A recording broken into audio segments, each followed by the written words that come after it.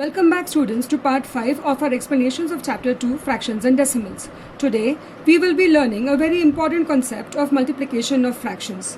First, let's begin with multiplication of a fraction by a whole number. Now, to multiply a whole number with a proper or an improper fraction, we multiply the whole number with the numerator of the fraction, keeping the denominator the same. Like for example, if we have to multiply a whole number 7 by a proper fraction 2 by 3, what we will do is just multiply the product of the numerators upon product of the denominators. Now 7 is not having any denominator, that means the denominator is 1. So what we will do here is 7 into 2 upon 1 into 3.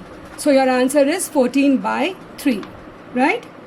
Next, to multiply a mixed fraction to a whole number, first we need to convert the mixed fraction to an improper fraction and then we multiply.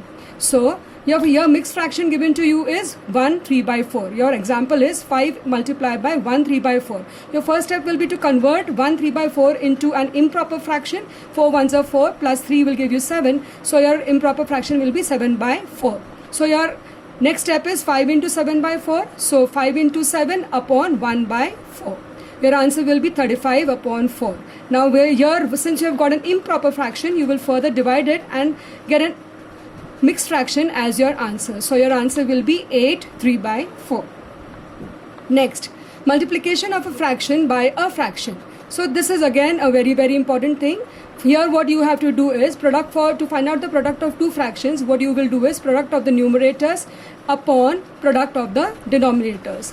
If one or both the fractions is a mixed fraction, we will first convert the mixed fraction into an improper fraction. Okay, so here these are your steps. Here you will always write product of numerators upon product of denominators. Like for example, here if you have to multiply 2 by 3 into 7 by 5, what you will do is 2 into 7, that is your numerators, upon 3 into 5, that is your denominators. So your answer will be 14 by 5. Children, always remember this formula.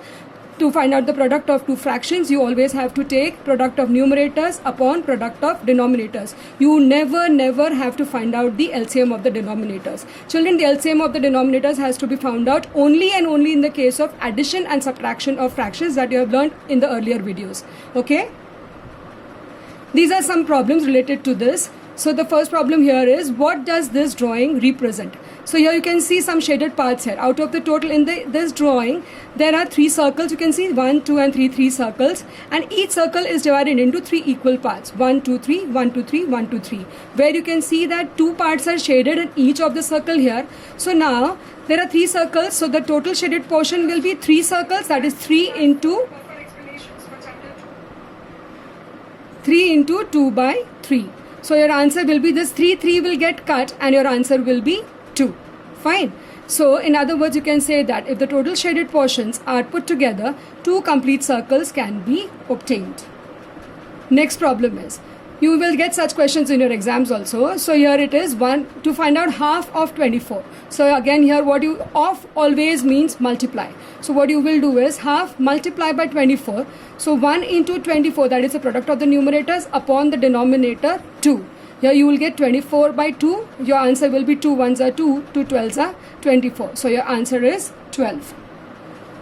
Next is find out 1/7 of 2 by 9. Also find out 1/7 of 6 by 5. So you know that of means multiply. So every time you will do 1 by 7 multiply by 2 by 9. Multiply the numerators 1 into 2 upon product of denominators 7 into 9. So your answer will be 1 2s are 2, 7 9s are 63. Your answer is 2 upon 63. The next one, the B part is 1 by 7 of 6 by 5. So the product of numerators 1 into 6 upon product of denominators 7 into 5. This is how you will write it upon, and then your answer will be 6 by 35. Next, there is a problem, that is, Siley plants 4 saplings in a row in her garden. The distance between the 2 adjacent saplings is 3 by 4 meters. Find the distance between the first and the last sapling. So here children, you can see that these are 4 saplings here and the distance between them is given as 3 by 4 meter, 3 by 4 meter, 3 by 4 meter. So what we will do is, distance between the first and the last sapling, that is the 4th sapling, will be 3 by 4 plus 3 by 4 plus 3 by 4.